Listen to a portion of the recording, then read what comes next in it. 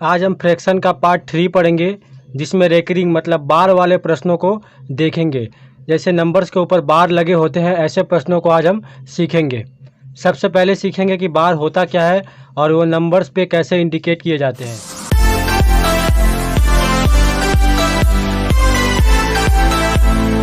जैसे हमारे पास कोई नंबर है 0.6, इसके ऊपर यहाँ पे बार लगा हुआ है, तो इसका मतलब क्या है कि ये 0.6666 ऐसे करके ये अनंत तक जाएगा, इसलिए इसे यहाँ पे बार लिखा गया है। जहाँ पे बार है, जिस संख्या पे बार है, तो आप समझ जाएंगे कि वो संख्या बार बार रिपीट हो रही है। जैसे ये नंबर है 0.27 और 7 पे बार लगा हुआ है, तो हम आसानी से समझ सकते हैं कि ये संख्या ऐसे है 0.2777 ऐसे करके 7 बार बार रिपीट हो रहा है।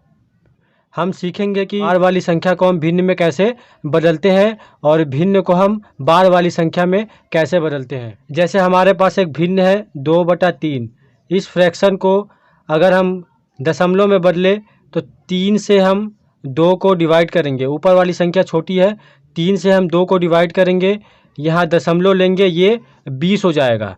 ये 6 बार में कटेगा 18, जहाँ से 2 शेष बचेगा। ये फिर 20 हो जाएगा, फिर 6 बार में ले जाएंगे, फिर यहाँ से 2 शेष बचेगा, फिर ये 6 बार में कटेगा। इस तरह 6 बार बार रिपीट हो रहा है, तो इसको हम कैसे लिख सकते हैं 0.66 के ऊपर बार। जैसे 5/18, 5/18 है, 18 से हम 5 को डिवाइड करेंगे, यहाँ 50 हो जाएगा। ये कितना बार में जाएगा 18 दूनी 36, यहाँ बचेगा 4, यहाँ बचेगा 4 और यहाँ बचेगा 1। यहाँ से हो गया 140। अब इसे हम फिर 7 बार में ले जाएंगे, 18 सतह कितना होता है 126, तो यहाँ से आ जाएगा फिर 140।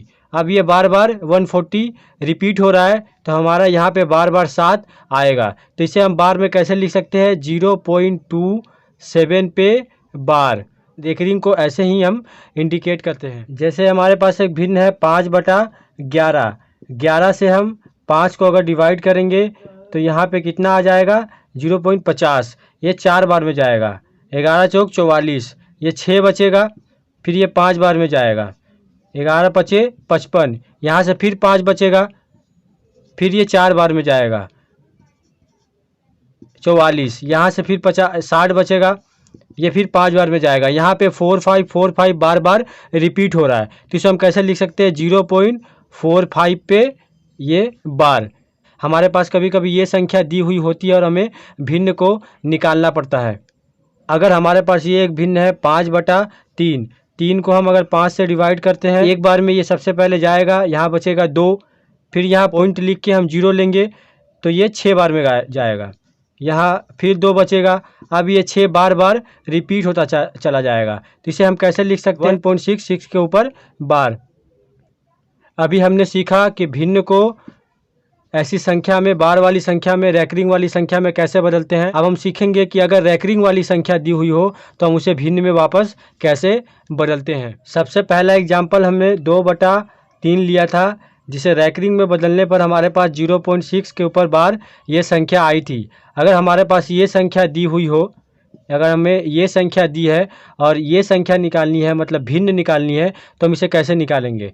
ये क्या है 0.6 के ऊपर बार, तो इसका रूल क्या है, इसका बटा में हम उतना 9 लिखेंगे जितनी संख्या के ऊपर बार है। जैसे दशमलव के बाद जितनी संख्या पे बार है उतना हम 9 लिखेंगे। जैसे यहाँ पे 6 के ऊपर बार है, तो हम यहाँ 9 लिखेंगे, तो यहाँ से बार हट जाएगा। ठीक है, हम इसे कटाएंगे, 3 दूनी 6, 3 तिरी 9, मतलब 2/3। ये भिन्न वापस यहाँ से आ जाएगा। अब हम एक दूसरा एग्जाम्पल लेते हैं। हमने दूसरा एग्जाम्पल लिया था 5/18। इसका क्या आया था 0.277 के ऊपर बार। अगर हमारे पास ये संख्या दी हुई हो, अगर हमें ये भिन्न निकालना है, तो हम कैसे निकालेंगे। यहाँ क्या है 277 के ऊपर बार है, नीचे हम कितनी संख्या लिखेंगे, कितने बार 9 लिखेंगे जितनी संख्या पे बार है। तो यहाँ एक संख्या पे बार है, यहाँ हम 9 लिखेंगे। अब यहाँ दशमलव के पहले एक और संख्या जिस पे बार नहीं है, तो जितनी संख्या पे बार नहीं होगा उतना बार हम यहाँ 0 लिखेंगे। तो यहाँ दशमलव के पहले एक संख्या है जिसके ऊपर बार नहीं है, तो हमने एक 0 लिखा, और इस संख्या से हम उस संख्या को माइनस कर देंगे जिस पे बार नहीं है। जैसे यहाँ 0.27 था, 7 के ऊपर बार था, तो हमने 7 के लिए एक 9 लिखा और ये संख्या यहाँ से माइनस कर दी, और इस संख्या के लिए यहाँ 9 के बाद एक 0 लिखा। अब हम इसे सॉल्व करेंगे। यहाँ से 27 - 2 25 डिवाइड बाई 90, इसे हम कटा सकते हैं। 5 पचे 25 और 18 पचे 90। यहाँ से कितना आ जाएगा 5/18। दशमलव के बाद जितनी संख्या पे बार है उतने बार 9 लिखेंगे, और दशमलव के बाद जितनी संख्या पे बार नहीं है उतने बार हम 0 लिखेंगे, और जिस संख्या पे बार नहीं है उसे पूरी संख्या से हम माइनस कर देंगे। जैसे हमारे पास है 5/11, इसका कितना आया था हमारा पास 0.45। अगर इसे सॉल्व करेंगे तो यहाँ 45, यहाँ 2 संख्या पे बार है तो यहाँ हम 2 9 लिखेंगे। यहाँ 2 संख्या पे बार है तो हम यहाँ 2 9 लिखेंगे। यहाँ इससे पहले कोई ऐसी संख्या नहीं है जिस पे बार नहीं है, तो हमें माइनस भी नहीं करना है, और हम इसे कटा देंगे। 15 × 45, 3 × 3 = 9, 3 × 3 = 9, 3 × 5 = 15, 3 × 3 = 3, 3 × 3। यहाँ बच जाएगा हमारा 5/11। ये देखिए, ये सेम टू सेम यहाँ से निकल के आ जाएगा। हमने इस एग्जाम्पल को लेके पहले पढ़ा था, 5 को 3 से डिवाइड करके निकाला था तो हमें कितना मिला था 1.6 पे बार, ये संख्या मिला था। अगर हमारे पास ये संख्या दी हुई हो, हमें ये निकालना है, ये भी निकालना है, तो हम कैसे निकालेंगे? हम क्या करेंगे, ये 1.6 है, ठीक है, तो हम इसे क्या करेंगे, ये पहली वाली संख्या को प्लस में लिखेंगे। 1 + 6 पे बार है सिर्फ 6 के ऊपर, तो हम यहाँ 9 लिखेंगे।